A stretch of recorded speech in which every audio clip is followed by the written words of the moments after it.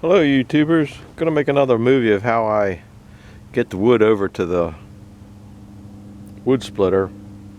Like to shout out though a thanks to Mark at Bus Motors Productions and a couple other places that I watch. He's kind of number one. If you guys want to see some really good sawing on it's an old machine, but it's got so many buttons and whistles on it. That thing is fantastic. It's just a joy to watch. His sawmill, it's an Edmondson.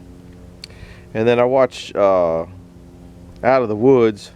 Sorry, I can't remember your name. I watch them all the time, but I'm old and senile, and I just don't remember people's names. And I watch Outdoor with the Morgans a lot. I watch Easton-made wood splitters. I like looking at wood splitters.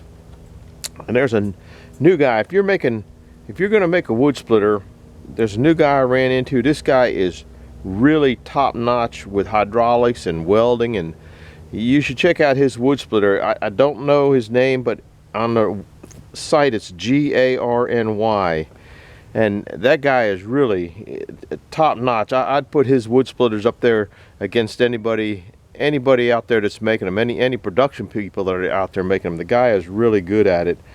And tonight we're going to watch let's see, what is it? Back 40 Woodhounds. And I've been enjoying watching him, and he's a neat guy. So that's something you might want to watch. Anyway, enough for the Emmy Award list.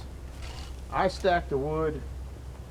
I was going to stack it up here like this, and you're sitting at 9 foot there. That's 8/8, not quite at the end. And this way here it's running. Okay, you got 48 on that one. You got 50 on that one. You got 49 on that one. Anyhow, and I was gonna put all that in the bucket, but then I didn't. This is the wood that I cut on last night's video. I'd already started putting some in there. I'll show you how I put it in there, and it stacks up pretty good. This is already a 16 and a 17-inch one in here, so this is already 32 inches deep. And then I stack it on top here. So I'll show you how I do that. When I did the picaroon show, this is the picaroon that is pretty top notch, but you got to sharpen it up some. I think I got this from Forestry Supply. I'm not sure, but it moves the wood really easy if you don't take that one first. So, you don't have a whole lot of wrestle around. It gets it in there pretty good. Sometimes you just gotta kick them in yourself, which isn't too bad. But if you can use this, it works pretty good. Don't know whether I can get another one in there or not. These are weighing at about 175 pounds a piece. Down here it might be 150. It's white oak. Stuff is heavy, just extremely heavy. So that's got it in there enough. Now, once you get down to the little ones, you can just pick them up and set them up on top. I don't think you're ever going to get away from picking up wood. This is just cherry here.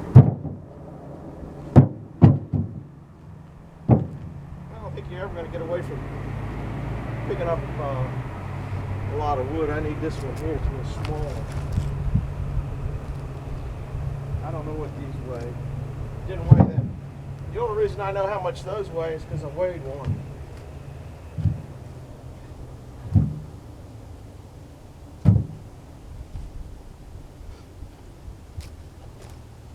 They're getting a little bit too much for the old man, though. I can tell you that.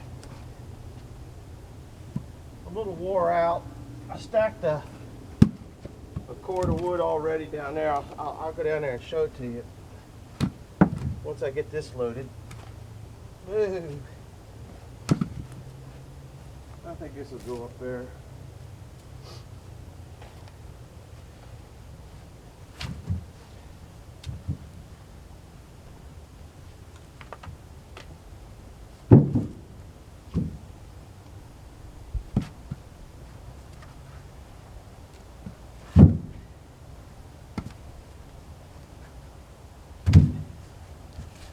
I need one more. Here's a nice one down here.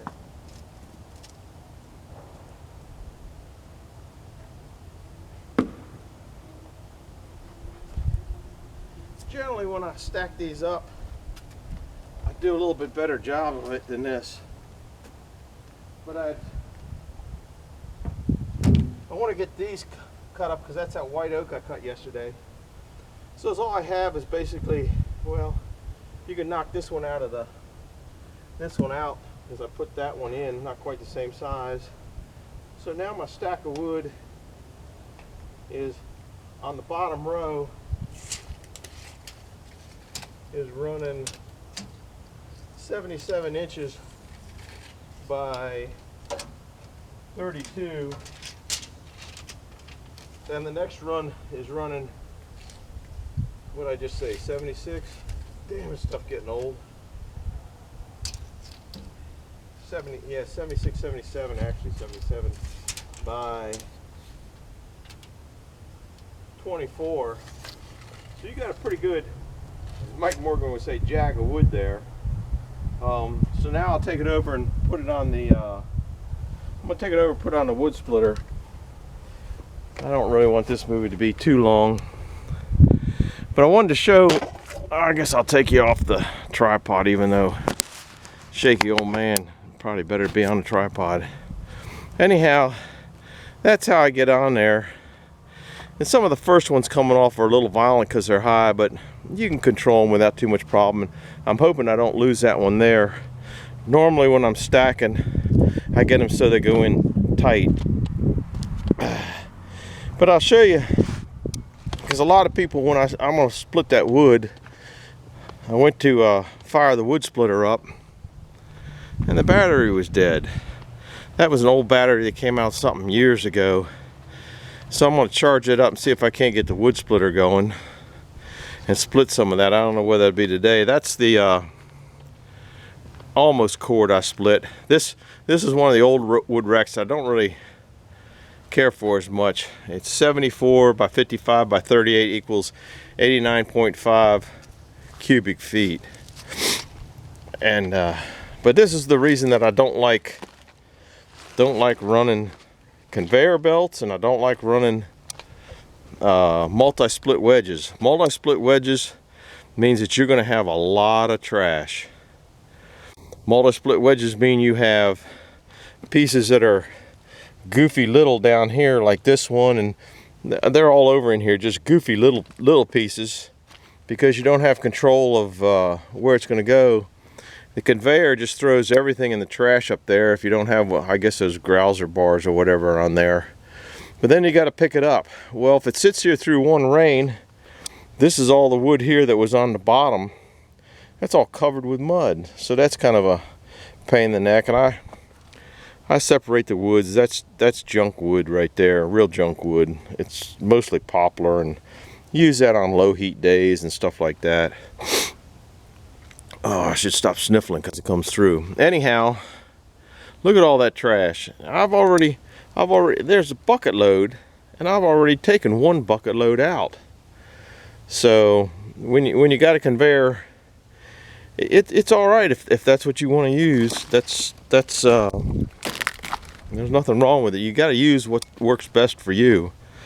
But here, this is the table that I keep telling everybody that this would be probably very beneficial for a lot of people, because if you have a log lift off this side, you got to walk around, get the log on the log lift, raise it up, and then you're using the log lift probably as a table anyway.